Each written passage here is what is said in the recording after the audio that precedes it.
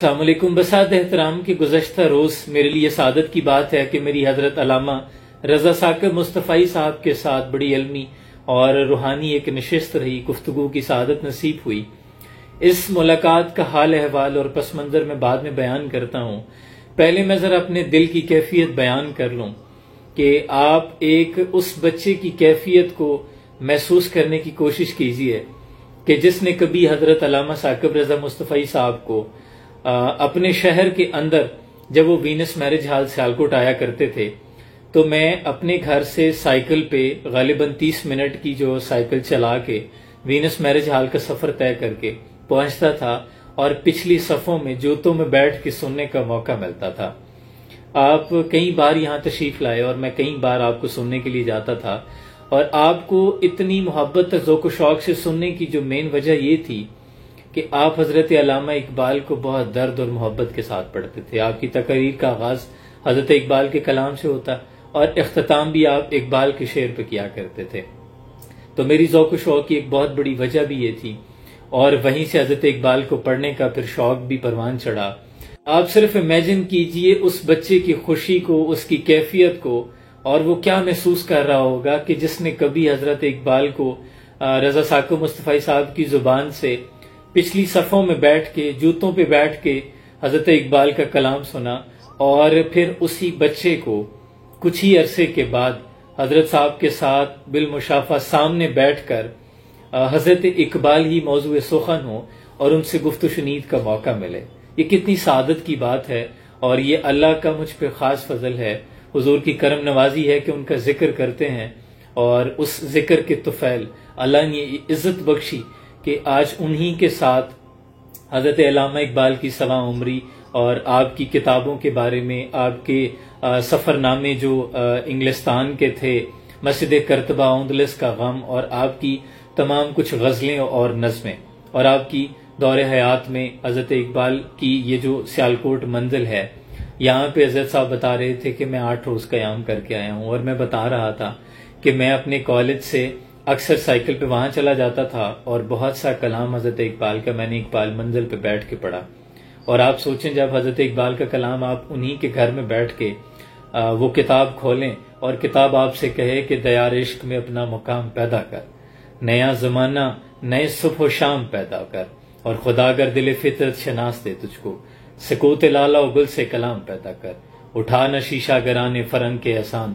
سفال ہند سے مینا و جام پیدا کر، میں شاخ تاک ہوں میری غزل ہے میرا ثمر، میرے ثمر سے میں لالہ و فام پیدا کر، میرا طریق میری نہیں فقیری ہے، خودی نہ بیچ غریبی میں نام پیدا کر۔ تو یہ حضرت اقبال کا کلام آپ کو کیا کیفیت محسوس کرواتا ہے کہ آپ کون ہیں، خود کو پہچانیں، آگے بڑھنے کی جستجو کرو۔ تو جستجو اور محبت جب لگن سچی ہو، آپ میں کوئی تلاش پیدا ہو جائے، تو پھر اللہ کرم یہ کرتا ہے کہ وہی لوگ جنہیں آپ اس طرح سنا کرتے تھے، کبھی سکرینوں پہ سنتے تھے، کبھی پچھلی صفوں میں بیٹھ کے سنتے تھے، اللہ یہ سعادت بخش دیتا ہے کہ آپ انہی کے ساتھ سامنے بیٹھ کر انہی سے آپ انہی موضوع پہ گفت و شنید کریں، اور آپ کو یہ سعادت نصیب ہو۔ یہ تو تھی میری کیفیت۔ اب ان کی ملاقات کا حال احوال بتاتا چلوں کہ مجھے بہت سے دوست پوچھ رہے تھے کہ آپ نے ان کو کیسا پایا۔ واللہ میں نے جو سوچا تھا، میری سوچوں سے زیادہ میں نے انہیں عاجز اور با کمال اور با اخلاق پایا۔ ان کا اپنے خادمین کے ساتھ رویہ ایک اپنی مثال آپ ہے۔ ان کی طبیعت کے اندر شائستگی ان کی عملی زندگی میں بھی موجود ہے، اور دور حاضر کے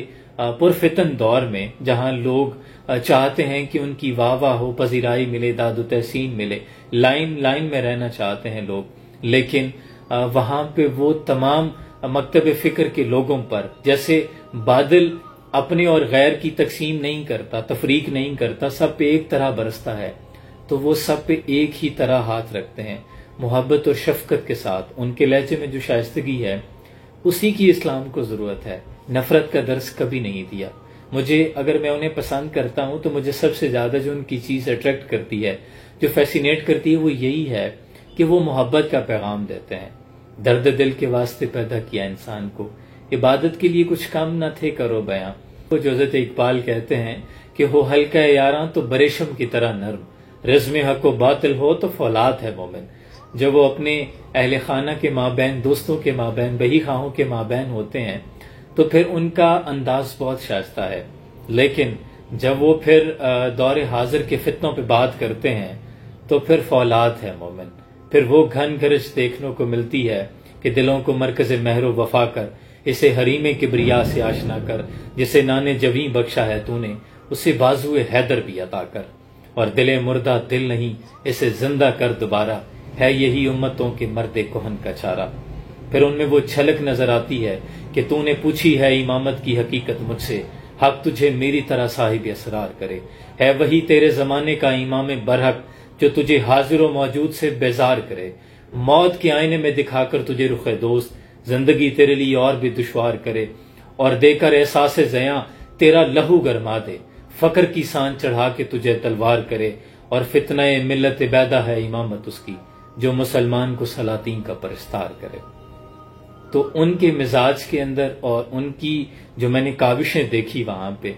ان کی تعریف اللہ ہی جزا عطا کر سکتا ہے، انہیں کوئی انسان نہیں دے سکتا۔ میں نے انہیں بہت با اخلاق پایا، اور جو پاس بیٹھے ایک فیلنگز آ رہی ہوتی ہیں نا، جو وائبز آپ محسوس کر رہے ہوتے ہیں،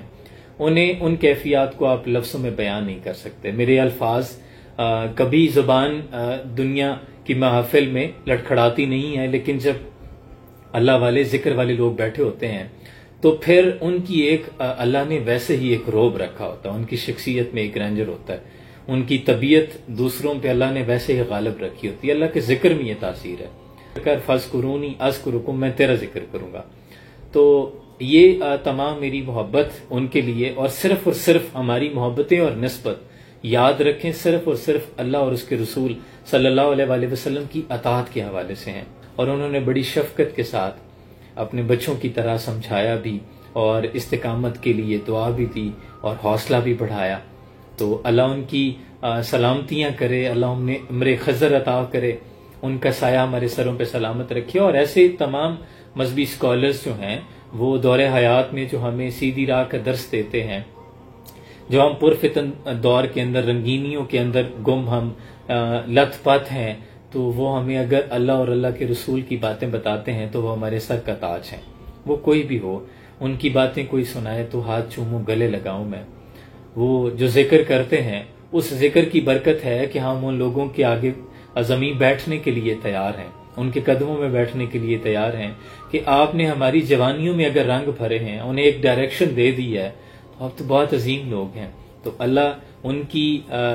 حیات دراز فرمائے، انہیں استقامت عطا فرمائے، صحت و تندرستی والی، ایمان والی لمبی زندگی عطا کرے۔ بہت سا پیار، سلام پہنچے۔